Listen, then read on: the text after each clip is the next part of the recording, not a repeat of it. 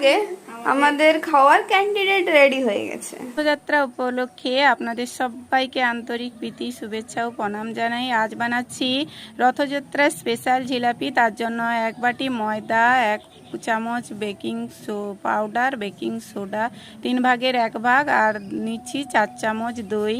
আগে থেকে ভিডিও দেওয়া আছে, বড় ভিডিও শিলাস কুকিংয়ে। একটা স্মুথ ব্যাটার তৈরি করে নিলাম জল দিয়ে, আর একটা পেপার ব্যাগের মধ্যে রেখে দিলাম। তারপর একটা সিরা বানিয়ে নিচ্ছি, 1 বাটি চিনি, 1.5 বাটি জল দিয়ে। এখন ওই পেপার ব্যাগের মুখটা কেটে নিয়ে জিলাপিগুলো দেখুন গড়ে নিচ্ছি। হয়তো খুব ভালো হচ্ছে না, কিন্তু টেস্টে কোনো কমই হবে না। তারপর গরম গরম উঠিয়ে চিনির সিরার মধ্যে দিয়ে দিলাম, আর কত সুন্দরভাবে রসটা ঢুকে গেছে দেখুন। আর এই স্বাদের ভাগ হবে না। নিজের হাতে তৈরি জিলাপি বাড়ির সবাইকে খাওয়ান। ভালো লাগে শিলাস কুকিংকে লাইক সাবস্ক্রাইব করতে ভুলবেন না।